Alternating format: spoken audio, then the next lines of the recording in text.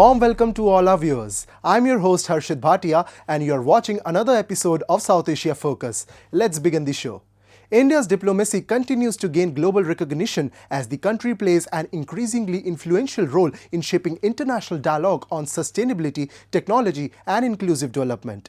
At the G20 Summit in Johannesburg, Prime Minister Narendra Modi reaffirmed India's leadership advocating for cooperation that benefits all nations, particularly the Global South. Take a look.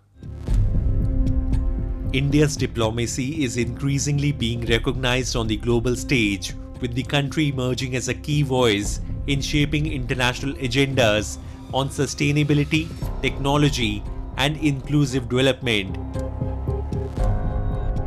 At the G20 Summit in Johannesburg, Prime Minister Narendra Modi showcased India's growing influence by advocating for cooperation that benefits all nations, especially the Global South. This marked PM Modi's 12th participation in G20 summits, where he addressed both sessions on the opening day. In his speeches, he emphasized the need for critical technologies to be human-centric rather than finance-centric and called for global compact to prevent the misuse of artificial intelligence. He also highlighted that technological solutions should be global rather than national and built on open source principles rather than exclusive models. In a briefing by India's Ministry of External Affairs, several initiatives proposed by the Prime Minister were highlighted. Elaborating India's approach to growth, development and well-being for all, Prime Minister proposed a few actionable for the G20 to consider. These included, number one, creation of a G20 Global Traditional Knowledge Repository. This would harness collective wisdom of humanity for the benefit of future generations. Secondly, creation of a G20 Africa Skills Multiplier. This program would aim to create a pool of 1 million certified trainers for skilling the youth in Africa. The third, creation of a G20 Global Healthcare Response Team, which would comprise healthcare experts from each of the G20 members and could be deployed to deal with global health challenges in any part of the world.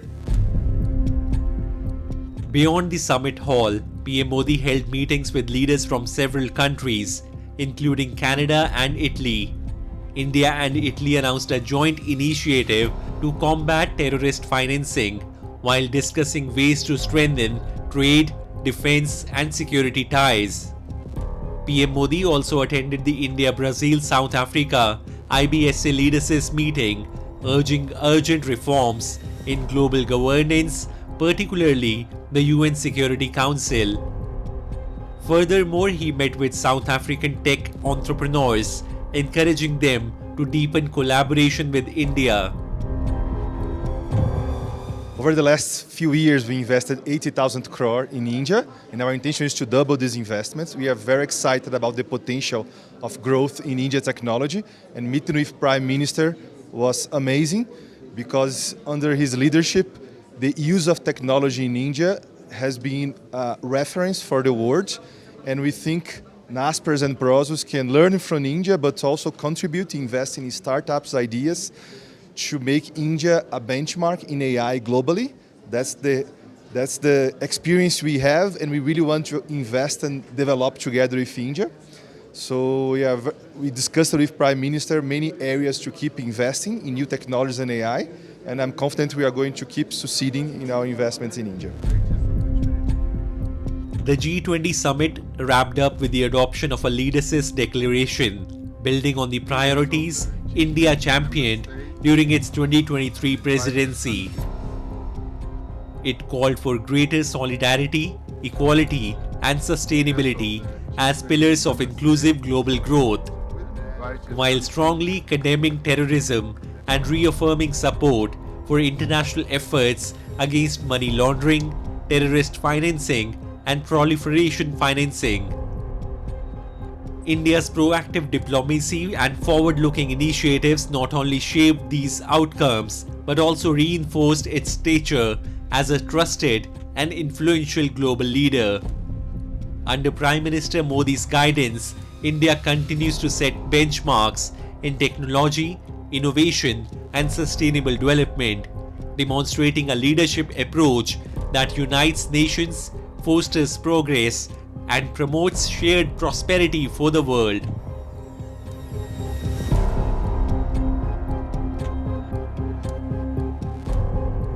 Moving on, India and Afghanistan have historically shared close economic and diplomatic ties, with India playing a key role in Afghanistan's reconstruction and development over the past 2 decades. However, after the Taliban came to power in 2021, formal engagement with New Delhi slowed considerably, leaving diplomatic and trade channels largely dormant. Now, amid regional uncertainties and rising tensions with Pakistan, the Taliban government is seeking to revitalize relations with India, intensifying efforts to strengthen trade, investment and diplomatic engagement.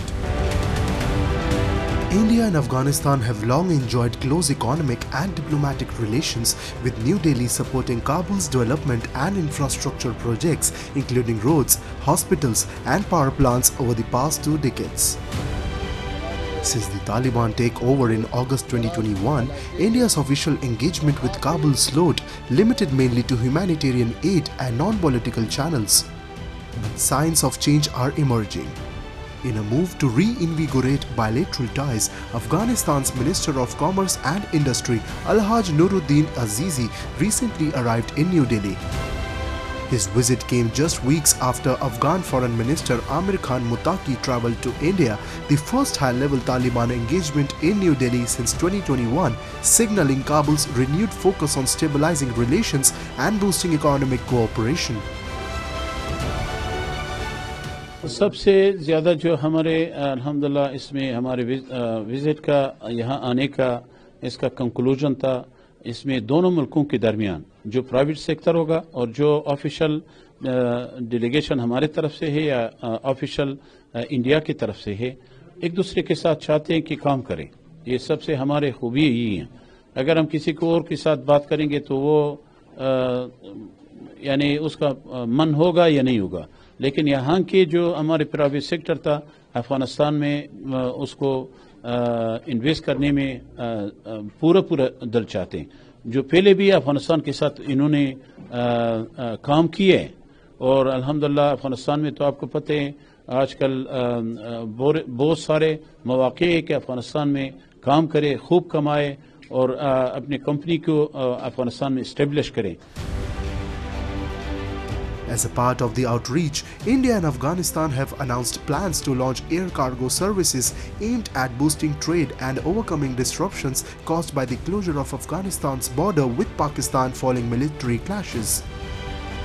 Taliban Trade Minister Nuruddin Azizi has urged India to boost trade and open cargo hubs as Kabul seeks access to grains, medicines and industrial goods following the closure of its border with Pakistan after military clashes. I am pleased to announce that the air freight corridor on the Kabul-Delhi sector and Kabul-Amritsar routes have been activated, and cargo flights on these sectors will commence very soon. This will significantly enhance air connectivity and further strengthen our trade and commercial ties. Bilateral trade discussions are targeting strategic sectors including textiles, where Afghanistan expressed interest in leveraging India's expertise as the world's second-largest cotton producer. Afghan officials also briefed Indian trade bodies on access to more than 1,400 mineral fields rich in copper, gold, lithium, iron ore and gemstones.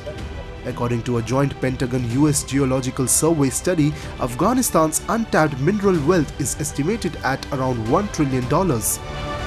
Moreover, Indian businesses are eager to explore opportunities, particularly in sectors like healthcare, infrastructure and IT, where early collaboration could yield significant benefits. I think that what we had discussed is how our members can participate in the development journey of Afghanistan. And especially there are low-hanging fruits in healthcare sector, in medical sector, hospitals and infrastructure and other, like IT and all these sectors. There is huge opportunity for Indian businesses in Afghanistan.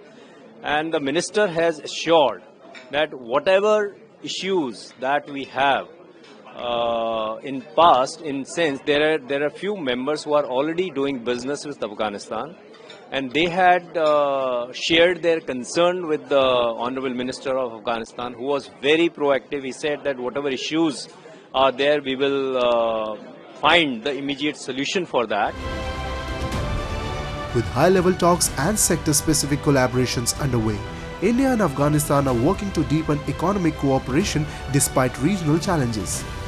From launching air cargo services to tapping into Afghanistan's mineral and industrial potential, both countries appear committed to forging a stronger and more resilient partnership in the years ahead. Time now for Asia This Week, the stories from across the continent. NOK Corporation declared to develop global business under new corporate identity and groundbreaking logo. NOK Corporation is an essential and core manufacturing company for mobility industry, electronic industry and others to provide many products of sealing, electronic and chemical field. NOK Group CEO Masao Suru is a revolutionary leader to expand global business stage with groundbreaking corporate identity. NOK product is essential and core for global industry. United NOK staff under corporate identity and group CEO's leadership will contribute to satisfy global social necessity. Malaysia and Thailand are reeling from yet another round of intense flooding, leaving widespread displacement and a rising death toll. Dozens have been killed in Thailand, while thousands of people have been forced from their homes across 7 Malaysian states as relentless monsoon rains continue to batter the region. Footage captured shows the southern Thai city of Hatayai submerged in flood waters, with streets transformed into rivers and residents struggling to navigate the inundated areas. Yamaha Motor held World Technician Grand Prix at headquarters in Shizuoka Prefecture. It aims to keep high-level skill of mechanic from 19 countries. 22 mechanics who are winner of each country's preliminary contest participated. Participants challenged to 2 competitions: diagnosis of vehicle's trouble and repair it. In this competition, skill of detecting and use of tool are checked by judge. Response to customer is another checkpoint. To inform about detecting and repairing result is important to cultivate trustful relationship between customer. Through this event, Yamaha Motor brings up Doctor of Motorbike. Continuous effort is made to keep high level and reliable vehicle brand. As India positions itself to emerge as a global hub for semiconductors and pharmaceuticals, the country is experiencing a significant transformation toward advanced manufacturing, cutting-edge technologies, and high-value innovation.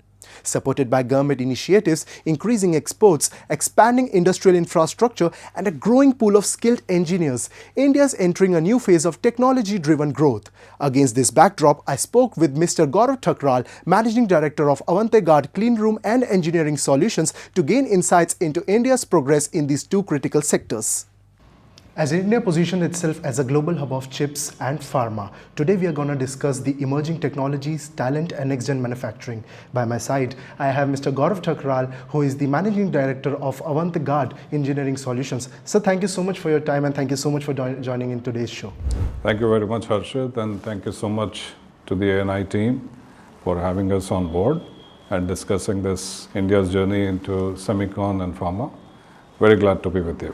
Thank you. So India is emerging as a global powerhouse of pharma sector basically. So when we talk about from bulk drug manufacturing to the high-end formulations, how do you see the growth trajectory of India in the current growth of pharma sector? And how do you see the key aspects of this industry or key trends that will shape its future? The India's growth trajectory in the pharma is actually on an uprise. India is on a very, very high growth path for pharma. and also the allied industry with pharma, which is like nutraceutical. Now, why is this happening? India is, as you know, we have 1.45 billion Indians. So there is a extensive captive market within India. At ACES, ACES was established in 2010. This was at the time when, on the Indian landscape, pharma was the only major clean room application. Now, ACES had its bearing in all the kind of different pharma applications, and whether you call it oral medicines, that is tablets and capsules, or you call it injectables, or antibiotics, or hormones, you name it. And ACES was, in those, all those applications. So I'll now cut to the semiconductor part in India. So if we talk about the semiconductor growth, or I would say we had the Semicon 2025 in India as well, that was held in Yashobhoomi Dwarka. So the massive outlay of this program, like how is this, the ACES, or I would say, how do you see the scaling of the semiconductor sector? And I would also ask you about the resource deployment and the supply chain strategy of the Indian market in this sector. Yes, Harshit, very relevant to the Indian context. As I mentioned to you that back in 2010, or say, let's say early 2000, the only major application in the country for clean rooms was pharmaceuticals, or maybe a distant second was hospitals. Now, as we go along, if you see from 2000 until 2010 and 2010 to 2020, the semicon, which is what we usually call as chips, they started, India started talking about chips. Why not we produce chips in India? Why not semicon in India? Now, that's a very relevant question, because India's consumption of semicon is huge. Just to give you a perspective, it is possibly going to be the second largest import for India by 2030. So I think it was very, very, I would say prudent for the Indian establishment, PM Modi, to see this as an opportunity and to usher India into a semicon wave. How do you see the current Indian economy?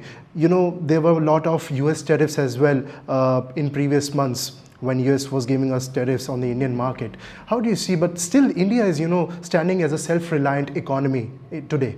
How do you see this? Yes, Harshit, your question has an answer in it. So as I see it, India is a very, very robust and a resilient economy. And you said already self-reliant. So because of the sheer consumption power that India has. So that's by our side. The second big factor for India is the huge infrastructure development which is taking place at a rapid pace. For surely we are going to see the India in terms of pharma or in terms of chip manufacturing as a leader by 2030 or 35, as you said. Well, sir, thank you so much for joining today on our show. Thank you so much for your time. Thank you so much. India paid tribute to a towering figure of courage, faith and sacrifice, Guru Tegh Bahadur, the 9th Sikh Guru whose life and martyrdom continue to inspire millions across the world. The nation observed the 350th anniversary of his martyrdom, and cities and towns came alive with devotion, remembrance and the spirit of unity that he stood for. In the annals of history, certain lives shine as beacons of courage and conscience. Guru Tegh Bahadur is one such luminary. Born in 1621, he devoted his life to defending justice, protecting human rights and preserving religious freedom. In 1675, he was executed in Delhi under the orders of Mughal Emperor Aurangzeb for refusing to convert to Islam and for standing up for the oppressed Kashmiri Pandits. His selfless sacrifice became a defining moment in Sikh history, symbolizing the eternal struggle for freedom of belief and the power of moral courage. Across India, the streets came alive in devotion as thousands of Sikh devotees gathered to commemorate the 350th martyrdom anniversary. Vibrant Nagar Kirtans filled the cities with hymns, prayers and the spirit of unity, carrying forward the timeless message of Guru Tegh Bahadur. In Haryana's sacred land of Kurukshetra, Prime Minister Narendra Modi participated in the commemorative program honouring the revered 9th Sikh Guru.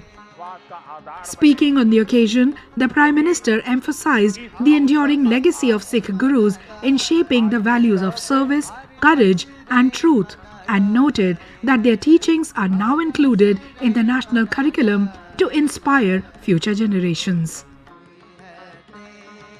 साथियों, हमारे गुरुओं की परंपरा हमारे राष्ट्र के चरित्र, हमारी संस्कृति और हमारी मूल भावना का आधार है। हमने सिख परंपरा के इतिहास और गुरुओं की शिक्षाओं को राष्ट्रीय पाठ्यक्रम का हिस्सा भी बनाया है, ताकि सेवा, साहस और सत्य के ये आदर्श हमारी नई पीढ़ी की सोच का आधार बने। From Amritsar to Delhi and across many parts of the country, langars were organized, spreading the message of selfless service and community harmony, a cornerstone of Sikh values. आज जो गुरु तेग बहादुर साहब ਦਾ ਸ਼ਤਾਬਦੀ 350ਵੀਂ ਸਾਲ ਬਣਾਈ ਜਾ ਰਹੀ ਹੈ, ਪੂਰੇ ਵਿਸ਼ਵ ਪੱਧਰ ਦੇ ਵਿੱਚ ਜਿਸ ਦੀਆਂ ਜੋ ਕਿ ਰੈੱਡ ਫੋਰਟ ਦਿੱਲੀ ਦੇ ਵਿਖੇ ਪੂਰਾ ਸਜਿਆ ਹੋਇਆ ਦੇਖ ਰਹੇ ਸੀ ਕਿ ਭਾਈ ਗੁਰੂ ਤੇਗ ਬਹਾਦਰ ਨੂੰ ਯਾਦ ਕੀਤਾ ਜਾ ਰਿਹਾ, ਜਿਸ ਨੇ ਕਸ਼ਮੀਰੀ ਪੰਡਤਾਂ ਦੀ ਫਰਿਆਦ ਸੁਣ ਕੇ ਗੁਰੂ ਤੇਗ ਬਹਾਦਰ ਦਿੱਲੀ ਵਿੱਚ ਜਾ ਕੇ ਆਪਣੀ ਸ਼ਹਾਦਤ ਪੇਸ਼ ਕੀਤੀ। Guru Tegh Bahadur's sacrifice was not just a historical event. It was a profound assertion of the right to choose one's spiritual path, a principle that remains at the heart of Sikhism and modern human rights. His martyrdom in 1675 is remembered as a courageous moral stand against coercion, a defense of freedom of conscience, and a testament to pluralism. Over centuries, his example has inspired countless generations to stand against injustice, oppression, and intolerance, reaffirming the timeless message that righteousness and courage must prevail over fear. 350 years on, Guru Tegh Bahadur's sacrifice still lights the path of justice, faith and freedom. And with that, we come to an end of this week's episode. See you next week. Till then, goodbye and take care.